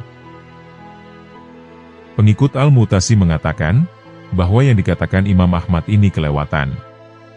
"Wahai Khalifah, biarkan kami menghukumnya," ucap para pengikut Al-Mu'tasim. Imam Ahmad kemudian bercerita, "Para pengikut Al-Mu'tasim memukuli saya, hingga saya tidak sadarkan diri. Setelah siuman, saya mendengar Khalifah mengajakku untuk mengikuti paham mereka. Akan tapi saya kembali menolak, dan pada saat itu juga pukulan demi pukulan penghujani tubuhku, sehingga saya terjatuh pingsan untuk kesekian kalinya. Dan dalam kondisi tak sadarkan diri ini saya dilepas, saya tidak tahu ada di mana. Ketika sadar, saya berada di sebuah rumah milik Ibrahim, dan kakiku sudah tidak dirantai lagi. Hari itu adalah tanggal 25 Ramadan, tahun 221 Hijriah. Ketika dibawa ke rumah Ibrahim, Imam Ahmad tetap menyempurnakan puasa, walaupun tuan rumah menyuruh untuk membatalkan puasa, karena kondisinya yang sangat lemah. Diceritakan ketika disiksa oleh pengikut Khalifah, pakaian Imam Ahmad robek, sampai terbuka auratnya. Kemudian beliau memohon kepada Allah, "Wahai Zat tempat hamba meratap, jika engkau mengetahui saya membela kebenaran, janganlah engkau menyiksa karena saya tidak menutup aurat." Seketika atas izin Allah, pakaian Imam Ahmad kembali menutup aurat seperti sedia kala. Pukulan dan cambukan yang melukai tubuhnya, tidak kurang dari 80 deraan yang menyakitkan. Pada akhirnya, Al-Mu'tasim menyesali dan mengakui kesalahannya, serta mendoakan kesembuhan untuk Imam Ahmad. Semua orang Islam dan Khalifah berbahagia setelah kondisinya sehat, walaupun kedua ibu jari Imam Ahmad tetap cacat sebagai saksi. Imam Ahmad pun akhirnya memaafkan semua orang yang menganiayanya. Kemudian ia membaca ayat, "Maka berilah ampunan dan berjabat tanganlah kamu sekalian." Kemudian Imam Ahmad berkata lagi, "Apakah ada manfaatnya bagimu dengan menyiksa saudara muslim? Padahal Allah telah berfirman, barang siapa memaafkan dan membuat perbaikan, maka pahalanya dari Allah. Sesungguhnya dia tidak menyukai orang-orang yang berbuat zolim." Imam Ahmad menjelaskan, bahwa pada hari kiamat orang-orang memanggil siapa yang pahalanya di sisi Allah.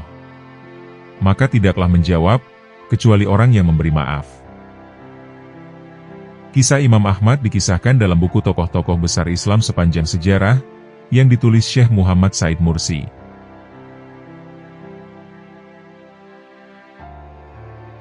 Imam Abu Hanifah. Madhab Abu Hanifah merupakan salah satu dari madhab 4 serangkai dalam madhab fikih. Imam Abu Hanifah memang lebih dikenal sebagai faqih, ahli hukum, daripada muhaddits ahli hadis. Keahliannya dalam bidang fikih telah diakui oleh banyak pakar, bahkan dari para imam sendiri, seperti Imam Malik dan Imam Syafi'i. Namun, bukan berarti beliau kurang ahli di bidang hadis, karena maha gurunya seperti Atho, Nifi, Ibnu Hurmus, Hamad bin Abi Sulaiman, Amr bin Dinar, dan yang lainnya, mereka telah pula mengajarkan hadis kepadanya selain fikih. Ada beberapa macam pendapat dari orang-orang Islam tentang kedudukan madhab ini. Sebagian dari mereka berpendapat dan menganggap, bahwa madhab Abu Hanifah ialah satu madhab yang baru, serta lain dari madhab-madhab lain. Madhab ini dinamai sesuai dengan nama ulama pendirinya, yaitu Abu Hanifah, yang nama aslinya adalah Nu'man bin Sabit ibnu Zufi al-Taimi, yang masih ada hubungan keluarga dengan Ali bin Abi Thalib. Bahkan, Ali pernah berdoa untuk Sabit, supaya Allah memberkahi keturunannya, sehingga tidak heran jika di kemudian hari, dari keturunannya muncullah ulama besar seperti Abu Hanifah. Beliau lahir di Kufah, pada tahun 80 Hijriah, atau bertepatan pada tahun 699 Masehi. Adapun wafatnya beliau berada di Baghdad, pada tahun 150 Hijriah, atau bertepatan pada tahun 767 Masehi. Imam Hanafi berasal dari keturunan Persia, ia menjalani hidup di dua masa kekhalifahan yang sosial politiknya berbeda, yaitu masa akhir kekhalifahan Bani Umayyah, dan awal masa kekhalifahan Abbasiyah. Beliau dikenal dengan sebutan Abu Hanifah, sebab dalam kebiasaan bangsa Arab, nama putra, yaitu Hanifah, dijadikan sebagai sebuah nama panggilan bagi ayahnya, dengan menggunakan kata Abu sebagai panggilan depannya, sehingga beliau lebih dikenal dengan sebutan Abu Hanifah. Dalam kaitannya dengan sebutan tersebut, Yusuf Musa berpendapat, bahwa sebutan tersebut lebih disebabkan adanya kehidupan keseharian beliau, yang selalu berteman dengan tinta atau dawat untuk menulis, dan mencatat semua ilmu pengetahuan yang didapat dari teman-temannya, dan kata Hanifah dalam bahasa berarti tinta. Karena inilah, beliau dikenal sebagai pemuda yang rajin dalam segala hal, baik belajarnya maupun peribadatannya, sebab kata Hanif dalam bahasa Arab juga berarti condong kepada hal-hal yang benar. Sehingga pada masa kedua Khalifah, beliau tetap saja tidak menjabat sebagai qadhi, karena tidak senang pada kemewahan setelah jabatan itu dipegangnya. Dalam studinya, pada awalnya Abu Hanifah senang sekali belajar bidang qiraah dan tajwid kepada Idris Asom, al-hadis, nahwu sorof, sastra, syair, dan ilmu yang sedang berkembang pada saat itu, diantaranya adalah ilmu kalam, atau teologi. Karena ketajamannya dalam memecahkan semua persoalan, beliau sanggup membuat argumentasi yang dapat menyerang kelompok Khawarij dan doktrinnya yang sangat ekstrim, sehingga beliau menjadi salah satu tokoh teologi Islam. Pada abad kedua Hijriah, Imam Abu Hanifah memulai belajar ilmu fikih di Irak pada Madrasah Kufah, yang dirintis oleh Abdullah bin Mas'ud. Dan beliau juga berguru selama 18 tahun kepada Hamad bin Abu Sulaiman al-Asy'ari, murid dari Alqamah bin Qais dan Ibrahim al-Nuhai al-Tabi'i, al-Qadli Syuriyah. Kemudian kepemimpinan madrasah diserahkan kepada Hamad bin Abi Sulaiman al-Asy'ari. Dan disinilah Imam Abu Hanifah banyak belajar pada para fuqaha dari kalangan tabi'in, seperti Atho bin Robah, dan Nafi Maula bin Umar. Sedangkan dari guru Hamad inilah, Imam Abu Hanifah banyak belajar fikih dan al-hadis. Untuk mencari tambahan dari apa yang telah didapat di Kufah, Abu Hanifah beberapa kali pergi ke Hijaz dan Makkah, meskipun tidak begitu lama untuk mendalami fikih dan al-hadis. Dan di tempat ini pula lah, beliau dapat bertemu dan berdiskusi dalam berbagai bidang ilmu fikih, dengan salah seorang murid Abdullah bin Abbas radhiyallahu anhu. Sehingga tidak mengherankan, jika 10 tahun sepeninggal guru besarnya, Hamad bin Abi Sulaiman al-Asy'ari, yang wafat pada tahun 130 Hijriah, Majelis Madrasah Kufah bersepakat untuk mengangkat beliau Abu Hanifah sebagai kepala madrasah, dan selama itu beliau mengabdi dan banyak mengeluarkan fatwa-fatwanya dalam bidang fikih. Kemudian fatwa-fatwa itulah yang menjadi dasar pemikiran Hanafi sampai sekarang. Keberhasilan beliau ini pada hakikatnya terdorong oleh nasihat para guru setianya, diantaranya adalah Imam Amir bin Syahril al-Syabi, dan Hamad ibn Sulaiman al-Asy'ari. Di samping itu, semasa hidupnya beliau dikenal sebagai sosok ulama yang sangat dalam keilmuan keagamaannya, ahli zuhud, sangat tawadu, dan teguh dalam memegangi prinsip-prinsip ajaran Islam. Bahkan beliau tidak tertarik sama sekali dengan jabatan-jabatan pemerintahan yang pernah ditawarkan kepadanya. Ilmu yang dimiliki oleh Abu Hanifah demikian luas, terutama temuan-temuannya di bidang hukum, dan mampu memecahkan masalah-masalahnya sejumlah 60.000 masalah, hingga beliau digelari dengan sebutan Imam Al-Adzom. Kekuasaan ilmunya itu juga diakui oleh Imam Syafi'i, yang beliau pernah berkata, manusia dalam bidang hukum, adalah orang-orang yang berpegang kepada Abu Hanifah.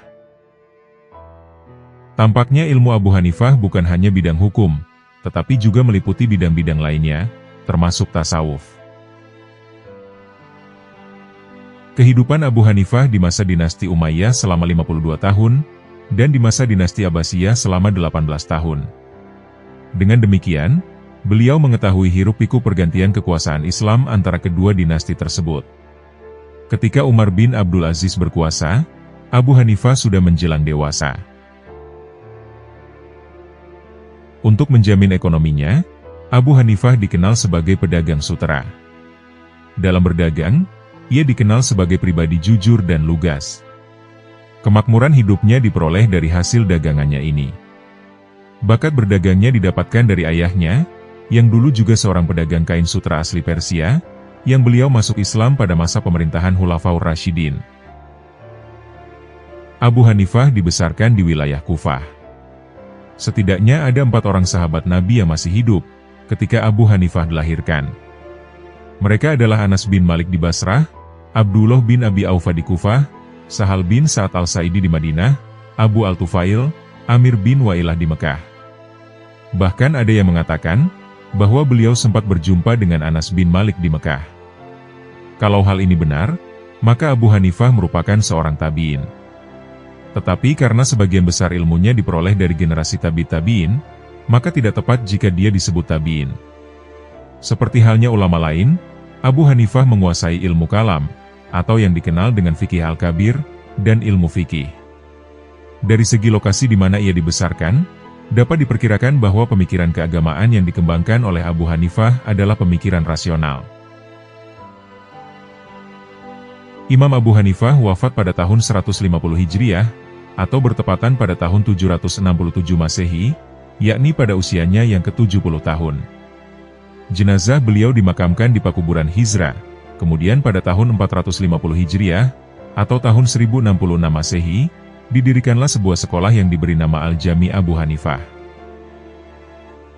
Dari keberhasilan Abu Hanifah dalam mendidik ratusan murid, hingga mereka memiliki wawasan luas dalam bidang fikih, maka wajar jika sepeninggal beliau, ajaran dan ilmunya tersebar luas melalui para muridnya yang memang cukup banyak. Mereka diantaranya adalah Abu Yusuf, Abdullah bin Mubarak, Waki bin Jarrah bin Hasan al-Syaibani, dan lain-lain. Sehingga tidak heran, jika murid-muridnya banyak yang menjabat sebagai hakim dalam pemerintahan dinasti Abbasiyah, Saljuk, Utsmani, dan Mongol. Imam Abu Hanifah termasuk ulama yang tangguh dalam memegangi prinsip pemikirannya. Hal ini dapat dibuktikan dari adanya tawaran beberapa jabatan resmi di pemerintahan. Tetap saja beliau tidak mau menerimanya, baik pada masa kekhalifahan Bani Umayyah di Kufah yang dijalaninya selama 52 tahun, maupun kekhalifahan Bani Abbasiyah di Baghdad selama 18 tahun. Bahkan yang menawarinya adalah penguasa kerajaan sendiri, yaitu Yazid bin Umar dari kerajaan Bani Umayyah, dan Abu Ja'far al-Mansur dari kerajaan Bani Abbasiyah, yang saat itu beliau ditawari menjadi sebagai seorang hakim. Karena menolak, akibatnya beliau dipenjarakan, sampai meninggal dunia. Dalam perjalanan hidupnya selama 52 tahun, Imam Abu Hanifah pernah menyaksikan tragedi-tragedi besar, sehingga dalam satu sisi, kota ini memberikan arti mendalam di kehidupannya, dan menjadikan dirinya sebagai salah seorang ulama besar dengan julukan Al-Imam Al-Adzam. Akan tetapi, di sisi lain beliau juga merasakan kota Kufah sebagai kota yang penuh teror, yang di dalamnya diwarnai dengan pergolakan politik. Adapun proses atau metode pengambilan dan penggunaan dalil, untuk menetapkan atau mendukung suatu keputusan atau argumen hukum, Imam Abu Hanifah pernah menyatakan, "Sesungguhnya saya mengambil kitab Al-Quran dalam menetapkan hukum. Jika tidak ditemukan, maka saya mengambilnya dari Al-Hadis yang sahih, dan yang tersiar secara masyhur di kalangan orang-orang terpercaya. Jika tidak ditemukan dari keduanya, maka saya mengambilnya dari pendapat orang-orang terpercaya yang aku kehendaki, lalu saya tidak keluar dari pandangan mereka. Jika masalah tersebut sampai pada Ibrahim al-Sya'bi, Hasan bin Sirin, dan Said bin Musayyab, maka aku berijtihad sebagaimana mereka berijtihad." Abu Hanifah juga pernah berkata, "Pertama-tama saya mencari dasar hukum dalam Al-Quran. Kalau tidak ada, saya mencarinya dari dalam Al-Sunnah Nabi. Kalau tidak ada lagi, maka saya pelajari fatwa-fatwa para sahabat, dan saya memilih mana yang saya anggap paling kuat. Tetapi jika orang telah melakukan ijtihad, maka saya pun melakukan ijtihad."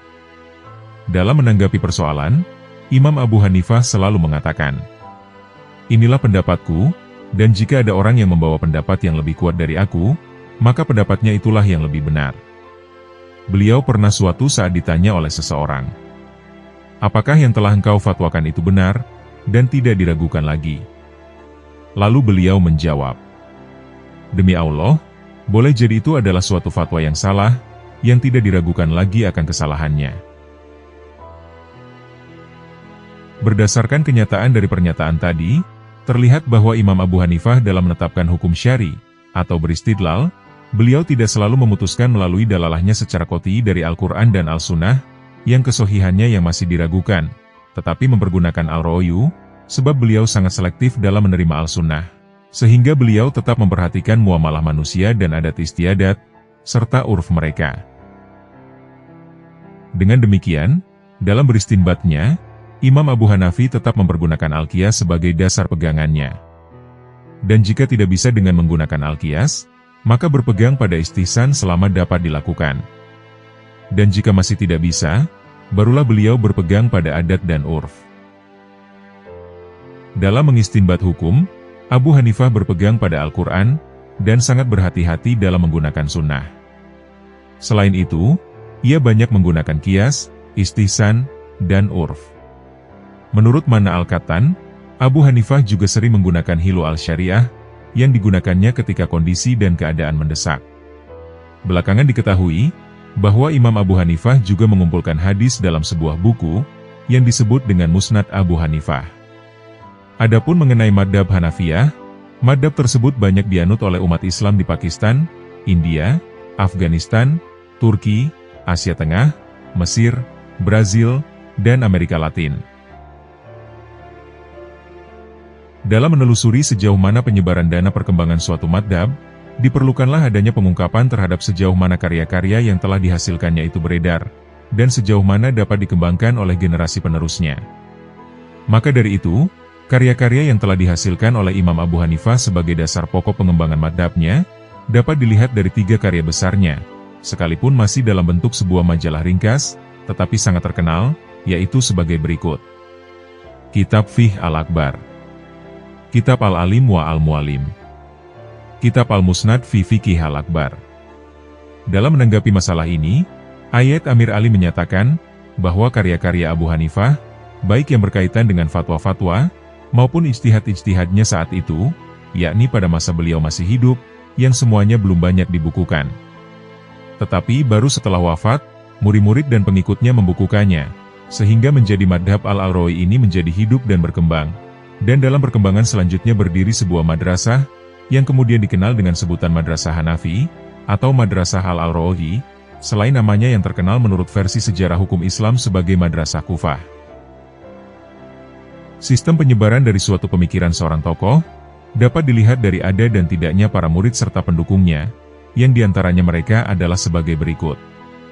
Abu Yusuf Yakub bin Ibrahim Al-Auzaizi, yang hidup pada tahun 113 hingga 182 Hijriah. Dan beliau ini menjadi seorang Qodlibal Qudot, atau ketua hakim tinggi yang diberi kekuasaan untuk mengangkat para hakim daerah, tepatnya pada masa Khalifah Harun al-Rashid, dan menyusun kitab dengan judul Al-Kharaj, yang membahas tentang hukum pajak tanah. Ada juga Muhammad bin Hasan bin Farqad al-Syaibani yang hidup pada tahun 132 hingga 189 Hijriah. Dan beliau inilah, yang menjadi salah satu murid Abu Hanifah, yang banyak sekali menyusun dan mengembangkan hasil karya Abu Hanifah. Di antaranya yang terkenal adalah Al-Kutubus Sittah, atau 6 kitab, yaitu Kitab Al-Mabsut, Kitab Al-Ziyad, Kitab Al-Jami' Al-Soghir, Kitab Al-Jami' Al-Kabir, Kitab Al-Siyarul Kabir, Kitab Al-Siyarul Soghir. Ada lagi Zufar bin Huzaili yang hidup pada tahun 110 hingga 189 Hijriah. Beliau merupakan salah satu ulama Abu Hanifah yang mengikuti contoh gurunya, dan menolak menerima tawaran sebagai qodhi, meskipun banyak sekali tawaran menarik disodorkan kepadanya. Zufar lebih memilih untuk mengajar, yang terus dilakukan hingga dia wafat di Basrah pada usia 42 tahun. Dengan demikian, maka melalui karya-karya itulah, Abu Hanifah dan madhabnya berpengaruh sangat luas dalam dunia Islam, khususnya mereka yang berhaluan Sunni. Sehingga pada masa pemerintahan dipegang oleh Khalifah Bani Abbasiyah, madhab Abu Hanifah menjadi sebuah aliran madhab yang paling banyak diikuti dan dianut oleh umat Islam. Bahkan pada kerajaan Utsmani, madhab ini menjadi salah satu aliran madhab resmi negara, dan sampai sekarang tetap menjadi kelompok mayoritas, di samping aliran madhab Syafi'i. Para pengikut madhab Hanafi saat ini sebagian besar tersebar di daerah India, Afghanistan, Irak, Syria, Turki, Guyana, Trinidad, Suriname, dan juga sebagian diantaranya berada di daerah Mesir. Ketika para penguasa kerajaan otonom menyusun undang-undang hukum Islam, berdasarkan madhab Hanafi pada abad ke-19, dan menjadikannya sebagai hukum resmi negara, maka siapapun ulama yang berkeinginan menjadi seorang hakim, mereka diwajibkan untuk mempelajarinya. Dengan demikian, madhab ini tersebar luas di sepanjang wilayah pemerintahan Kerajaan Ottoman, di akhir abad ke-19. Madhab Hanafi tercermin di Irak, negeri kelahirannya, dan juga di Syria. Pada awalnya, madhab ini berkembang ke Afghanistan, anak benua India, di mana minoritas kaum Syiah berada, dan Turki Asia Tengah. Madhab ini menjadi favorit bagi para penguasa Turki Seljuk dan Turki Utsmani, dan madhab ini memperoleh pengakuan resmi di seluruh dinasti Utsmani, sebuah status yang dipelihara di pengadilan-pengadilan para kodi, bahkan di provinsi-provinsi Utsmani terdahulu, di mana mayoritas penduduk bumi putranya adalah para pengikut madhab lain, seperti Mesir. Dapat dikatakan, bahwa perkembangan madhab Hanafi boleh dikatakan menduduki posisi yang paling tinggi dan luas, dibandingkan dengan madhab-madhab lain. Hal ini disebabkan dengan adanya hal-hal sebagai berikut. Pada masa kekhalifahan Abbasiyah, ia menjadi aliran madhab yang secara umum menjadi pegangan masyarakat di Irak, yang dapat mengalahkan madhab lain lantaran pengaruhnya dalam mahkamah-mahkamah pengadilan. Pada masa kekhalifahan Utsmaniyah, madhab ini menjadi madhab resmi pemerintahan, bahkan berubah menjadi satu-satunya sumber dari panitia negara dalam menyusun kitab, majalah Al-Ahkam Al-Adaliyah, kompilasi hukum Islam. Dari kedua kekhalifahan itulah, yang membuat madhab aliran Hanifah berkembang pesat di berbagai negara, khususnya negara-negara yang pada masa dahulu tunduk kepada keduanya, seperti Mesir, Syria dan Lebanon. Tunisia yang menjadi madhab keamiran. Turki dan di beberapa negara lainnya, yang dahulunya tunduk kepada kekuasaan Turki. Albania yang menjadi aliran madhab, yang umum dipakai oleh masyarakat. Balkan dan Tanzania, yang menjadi panutan dalam bidang peribadatan. Pakistan, Afghanistan, Turkmenistan, dan penduduk muslim yang berdomisili di India dan Tiongkok, begitu juga para penganutnya di negara-negara lain. Dengan demikian, maka kenyataan seperti itu dapat disimpulkan, bahwa kesemua penganut aliran madhab Hanafi itu lebih kurang ada sepertiga, dari jumlah seluruh umat Islam sedunia.